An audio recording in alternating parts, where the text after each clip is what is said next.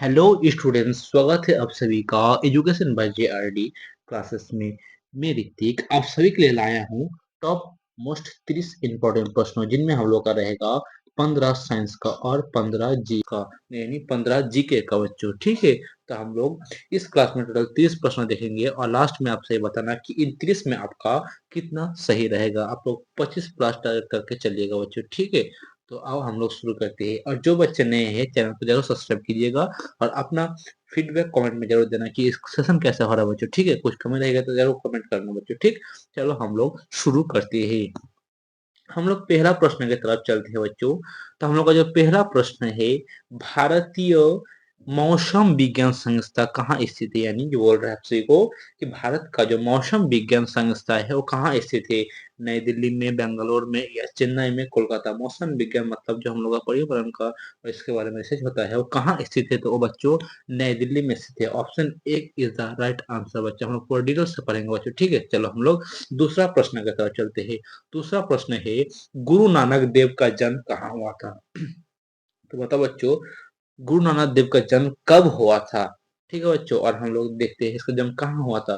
तो बच्चों नोट करते रहेगा बच्चों। ठीक है, तो गुरु नानक देव का जब जन्म हुआ था ये तलवंडी में हुआ था बच्चों। कहाँ पर हुआ था? तलवंडी में बच्चों। ठीक है, आप लोग नोट करते चलिएगा बच्चों। ये तलवंडी में जन्म हुआ था बच्चों। तो बच्चों बोला जाता है कि इसका मृत्यु कहाँ कब हुआ था बच्चों? ठीक है, इसका जो मृत्यु हुआ था कब हुआ था? तो बच्चों इसका जो मृत्यु हुआ था 1539 में हुआ था बच्चों। ठीक है, कब हुआ था? 1539 में। कहाँ हुआ था? तो इसका मृत्यु हुआ था करतारपुरी में बच्चों। कहाँ हुआ था? करतारपुरी में। कहाँ हुआ था बच्चों? करतारपुरी में बच्चों। ठीक है बच्चों, कहाँ हुआ था? करतारपुरी में। इसका मृत्यु हुआ था बच्चों करतारपुरी में बच्चों। ठीक है, तो बच्चों इसका जो राइट आंसर होगा क्या होगा? 1496 या 1469 या 1965 या 1465? तो बच्चों बताओ इसका सही आंसर क्या होगा? गुरु नानक देव का जन्म हो जाता है बच्चों, इसका जन्म हुआ था option number B is the right answer. क्या होगा? वास्तविक आंसर होगा 1469 बच्चों। ठीक है, हम लोग किसी भी क्वेश्चन को बच्चों बिल्कुल डिटेल से पढ़ेंगे बच्चों। ठीक, चलो हम लोग चलते हैं अभी तीसरा प्रश्न की तरफ। जो हम लोग का तीसरा सवाल है, मध्य प्रदेश का मुख्यमंत्री कौन है? तो बच्चों अग्निवीर हो या एसएससी, किसी भी एग्जाम में बच्चों आप सभी का जो करंट से बहुत प्रश्न पूछा जाता है। और अग्निवीर में बच्चों मुख्यमंत्री, राज्यपाल और संसद के बारे में बहुत प्रश्न पूछे जाते हैं बच्चों। ठीक है, हर शिफ्ट में एक दो सवाल रहता ही रहता है राज्य से रिलेटेड, यानी मुख्यमंत्री और राज्यपाल से रिलेटेड बच्चों। ठीक, तो आप सब बताओ कि मध्य प्रदेश का मुख्यमंत्री कौन है? मोहन चरण मांझी या मोहन यादव या योगी आदित्यनाथ या मानिक शाह? तो बच्चों जो योगी आदित्यनाथ है ये आप सभी का उत्तर प्रदेश यानी यूपी का हो जाता है बच्चों। ठीक है, तो आप सभी बताओ कि मध्य प्रदेश का मुख्यमंत्री कौन होगा? तो इसका जो सही आंसर हो जाएगा बच्चों option number two is the right answer. ठीक है बच्चों, मोहन यादव। चलो बच्चों हम लोग चलते हैं चौथा सवाल की तरफ। हम लोग का जो चौथा सवाल है द्वारिका, द्वारका किस नदी के किनारे स्थित है? तो आप सभी को बताना होगा कि द्वारका किस नदी के किनारे स्थित है। पहले हम लोग देखते हैं कि नर्मदा नदी के कौन से शहर बसा हुआ है बच्चों। जो नर्मदा नदी के शहर बसा हुआ है, तो नर्मदा नदी के किनारे बच्चों जबलपुर बसा हुआ है बच्चों। कौन सा बच्चों? जबलपुर। ठीक है बच्चों, जबलपुर। आप सब नोट करते चलिएगा बच्चों। और यमुना नदी के किनारे कौन सी नदी बसी है बच्चों? यमुना के किनारे कौन सी बसा? तो बच्चों जो दिल्ली है हम लोग का, दिल्ली बसा हुआ है बच्चों। ठीक है, क्या बसा हुआ है? दिल्ली। ठीक है बच्चों, आप लोग नोट्स करते रहेगा। और जो बच्चों हुगली है, हुगली के किनारे हम लोग का कलकत्ता बसा हुआ है, जो अभी वेस्ट बंगाल का राजधानी है और हम लोग का भारत का पहला राजधानी भी रह चुका है बच्चों। ठीक है, कहाँ? कोलकाता। ठीक है बच्चों, अभी बताओ कि अभी द्वारिका किस नदी के किनारे स्थित है बच्चों? तो ये जो द्वारिका है बच्चों गोमती नदी के किनारे स्थित है बच्चों। ठीक है, और कौन सा शहर स्थित है बच्चों? जो बच्चों लखनऊ हो जाता है बच्चों। क्या हो जाता है? लखनऊ। लखनऊ भी द्वारिका नदी के किनारे ही स्थित है बच्चों। ठीक है, और हो जाता है बच्चों सोनपुर। ठीक है बच्चों, सोनपुर, लखनऊ और द्वारिका सब कहाँ स्थित है बच्चों? तो गोमती नदी के किनारे स्थित है बच्चों। ठीक है बच्चों, चलो हम लोग चलते हैं पांचवा प्रश्न की तरफ। जो पांचवा प्रश्न है, यामिनी कृष्णमूर्ति किस शास्त्रीय नृत्य से संबंधित है? तब बताओ सभी कि यामिनी कृष्णमूर्ति किस शास्त्रीय नृत्य से संबंधित है? ऑप्शन है भारतनाट्यम, कुचिपुड़ी, दोनों या इनमें से कोई नहीं। पर बच्चों इसका सही आंसर क्या होगा? तो इसका सही आंसर हो जाएगा बच्चों ऑप्शन नंबर थ्री, कुचिपुड़ी और भारतनाट्यम दोनों बच्चों। ठीक है, बिल्कुल हम लोग डिटेल से पढ़ते रहेंगे बच्चों। ठीक है, और जो बच्चे नए हैं इस चैनल को जरूर सब्सक्राइब करना। और पुराने बच्चे आप सभी क्लास का फीडबैक जरूर देते रहना बच्चों, ठीक है। और आप सभी नोट जरूर करना, क्योंकि आप सभी को अभी रोकने का जरूरत नहीं है, क्योंकि हम लोग का एग्जाम और फॉर्म डेट भी आने वाला है। 1 महीने के अंदर सब कुछ हो जाएगा बच्चों, ठीक है। चलो हम लोग चलते हैं छठवां प्रश्न की तरफ। जो छठवां प्रश्न है, 1921 में हुई मोपला विद्रोह किस राज्य से संबंधित है? तो बताओ आप सभी, जो मोपला विद्रोह हो जाता है बच्चों, ये किस राज्य से संबंधित है? ऑप्शन है तमिलनाडु, आंध्र प्रदेश, तेलंगाना। इसका सही आंसर क्या होगा बच्चों? तो इसका सही आंसर हो जाएगा बच्चों, option number 2 is the right answer. क्या होगा बच्चों? केरल। मोपला विद्रोह बच्चों केरल से राज्य से संबंधित है। तो मोपला विद्रोह कब हुआ था, यही आप सभी को पूछा जाएगा। तो मोपला विद्रोह बच्चों 1921 में हुआ था बच्चों, ठीक है। आप लोग ध्यान दीजिएगा। चलो हम लोग चलते हैं सातवां प्रश्न की तरफ, जो ज्योग्राफी से आता है बच्चों। क्या है? दक्षिण गोलार्ध में सबसे लंबा दिन कब होता है? तो बताओ बच्चों, दक्षिण गोलार्ध में सबसे लंबा दिन कब होता है? 16 दिसंबर, 22 दिसंबर या 15 दिसंबर? तो इसका सही आंसर क्या होगा बच्चों? तो बच्चों बताओ आप सभी, इसका जो सही आंसर क्या होगा? तो इसका सही आंसर हो जाएगा बच्चों, ऑप्शन नंबर 3 यानी 22 दिसंबर बच्चों, ठीक है। Option number 3 is the right answer. चलो हम लोग आठवां प्रश्न की तरफ चलते हैं। जो आठवां प्रश्न है हम लोगों का, भारत में प्रथम बहुउद्देशीय नदी घाटी परियोजना का निर्माण किस नदी पर किया गया था बच्चों? तो बताओ आप सभी कि जो भारत में प्रथम बहुउद्देशीय नदी घाटी परियोजना था, वो किस नदी में किया गया था? ऑप्शन है आप सभी का नर्मदा, दामोदर, यमुना और गोदावरी। तो इसका सही आंसर क्या होगा बच्चों? तो जो इसका सही आंसर हो जाएगा, ऑप्शन नंबर 2 गोदावरी बच्चों, ठीक है। Option number 2 is the right answer, जो बच्चों गंगा की सहायक हो जाता है बच्चों, ठीक है। और यमुना भी गंगा की सहायक होती है, ठीक। चलो हम लोग चलते हैं नौवां प्रश्न की तरफ। जो हम लोग का नवा प्रश्न है, दुर्गापुर इस्पात संयंत्र किसके सहयोग से बनाया गया है? तब से बताना कि जो दुर्गापुर इस्पात संयंत्र है, ये किसके सहयोग से बना गया है? जर्मन, ब्रिटेन, ऑस्ट्रेलिया या इनमें से कोई नहीं? तो इसका सही आंसर क्या होगा बच्चों? नवा का सही आंसर क्या होगा? तो बच्चों जो नवा का सही आंसर हो जाएगा बच्चों, option number 2 is the right answer, यानी ब्रिटेन के सहयोग से दुर्गापुर का इस्पात संयंत्र बनाया गया बच्चों, ठीक है। और बच्चों बताना, जो बोकारो स्टील कंपनी है, ये किस राज्य में स्थित है? जो बोकारो है भाई, ये कहाँ है? हम लोग का झारखंड में रहता है बच्चों, ठीक है। बोकारो कहाँ है? झारखंड में बच्चों, ठीक है। और दुर्गापुर कहाँ है? ये बच्चों वेस्ट बंगाल में है बच्चों, ठीक। चलो हम लोग चलते हैं 10वां प्रश्न की तरफ। जो हम लोग का 10वां प्रश्न है, the test of my life किसकी आत्मकथा है बच्चों? तो बताओ आप सभी, the test of my life ये किसकी आत्मकथा है?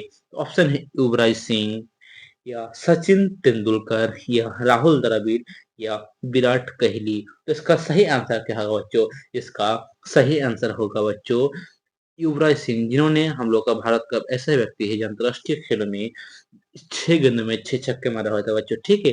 और बच्चों आप सब बताओ कि सचिन तेंदुलकर की कौन सी पुस्तक है? तो सचिन तेंदुलकर की बच्चों है प्लेइंग इट में अवे। क्या है बच्चों? प्लेइंग प्लेइंग इट में अवे, कुछ इस तरह का नाम है बच्चों, ठीक है। तो आप लोग याद करते चलिएगा बच्चों, और नोट जरूर कीजिएगा बच्चों, ठीक है। चलो हम लोग चलते हैं 11वां प्रश्न की तरफ। जो 11वां प्रश्न है हम लोग का, मरुगप्पा गोल्ड निम्नलिखित में से किस खेल से संबंधित है? तब सही बताना कि जो मरुगप्पा गोल्ड हो जाता है बच्चों, ये किस खेल से संबंधित है? फुटबॉल, हॉकी, शतरंज या क्रिकेट से? तब सब बताओ कि जो दिलीप ट्रॉफी है, ये किस खेल से संबंधित है बच्चों? जो दिलीप ट्रॉफी है, ये बच्चों हो जाता है बच्चों किससे? क्रिकेट से हो जाता है, ठीक है। दिलीप ट्रॉफी क्रिकेट से संबंधित है। और बच्चों रणजी ट्रॉफी भी क्रिकेट से संबंधित हो जाता है बच्चों, ठीक है। तो बताओ मुर्गप्पा जो है ये किस खेल से हो जाएगा बच्चों? तो इसका सही आंसर हो जाएगा बच्चों हॉकी से है। 11 का is the right answer, option number 2। चलो हम लोग चलते हैं 12वां प्रश्न की तरफ। जो 12वां प्रश्न है हम लोगों का, क्या है? विश्व स्वास्थ्य दिवस कब मनाया जाता है? तो बताओ सभी, विश्व स्वास्थ्य दिवस कब मनाया जाता है? 7 मार्च, 7 अप्रैल या 7 जनवरी या 7 फरवरी को मनाते हैं हम लोग? तो जो 12 का सही आंसर है बच्चों, ऑप्शन नंबर 2, 7 अप्रैल को हम लोग मनाते हैं बच्चों, ठीक है। कब मनाते हैं हम लोग? 7 अप्रैल से मनाते हैं बच्चों, ठीक है। Option number 2 is the right answer. चलो हम लोग चलते हैं 13वां प्रश्न की तरफ।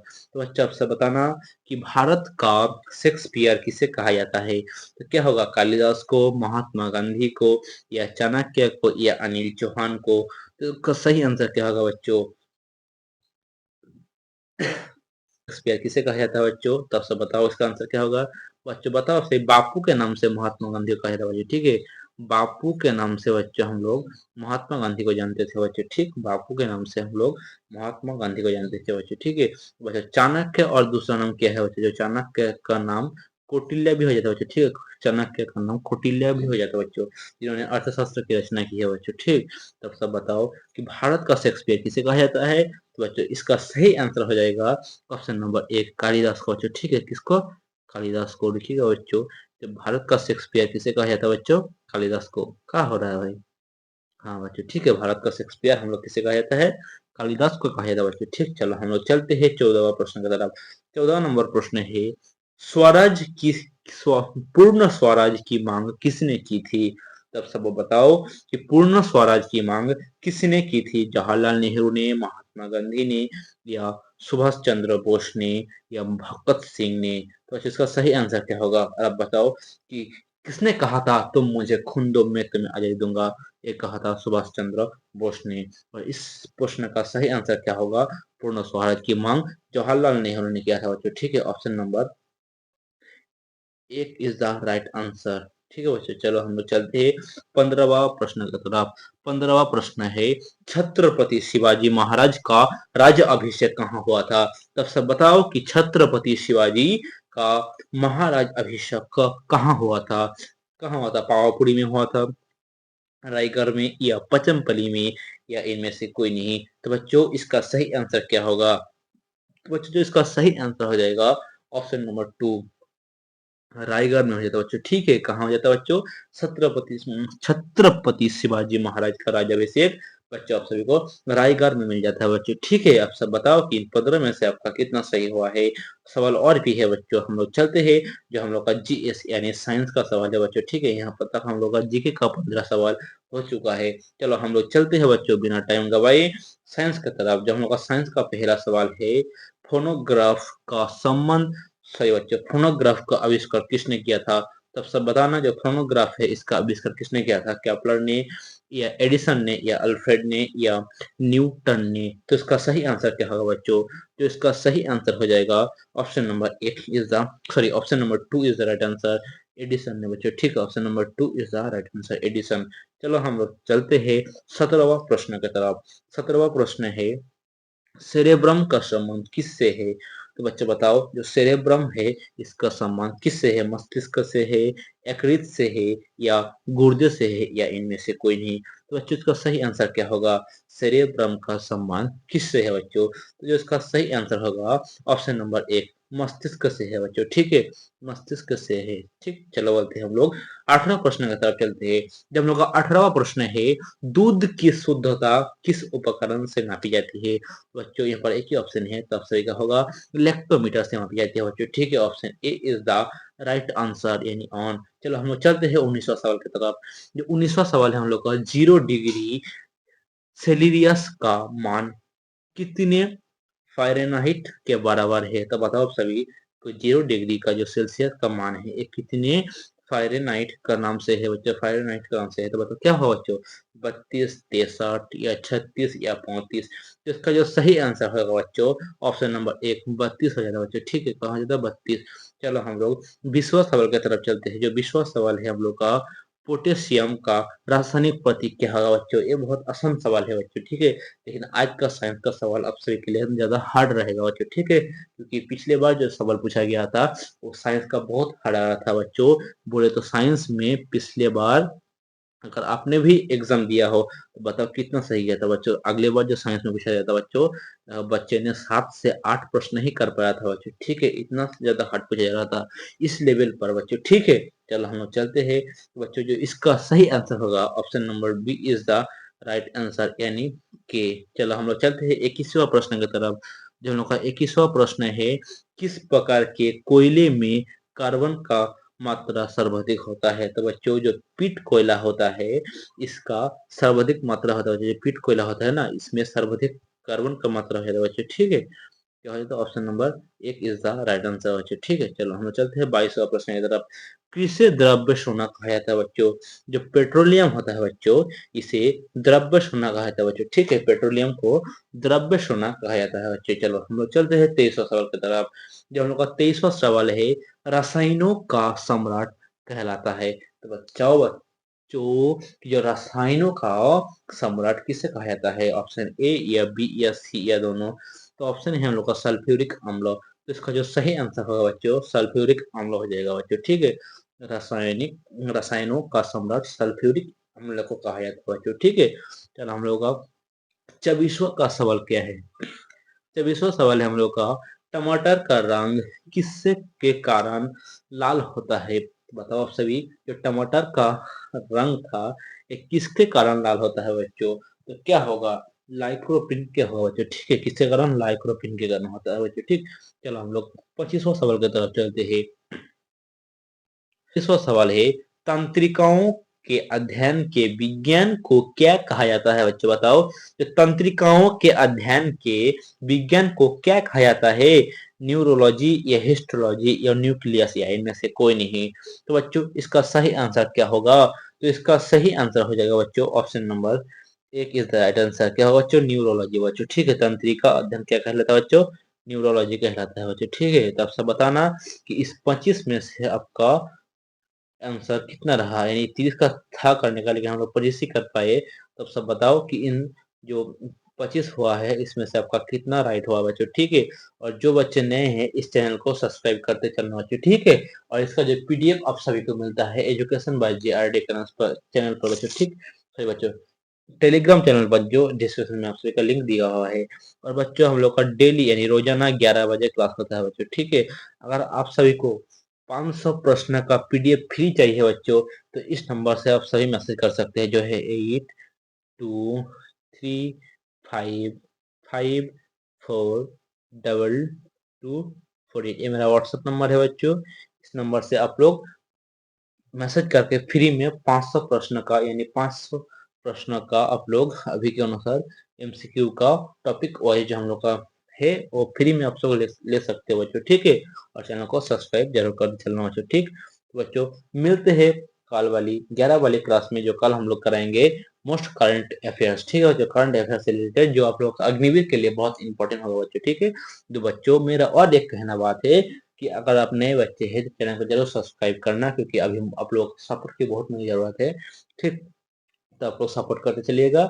मिलते हैं हम लोग अगले क्लास में। जय हिंद, जय भारत, वंदे मातरम।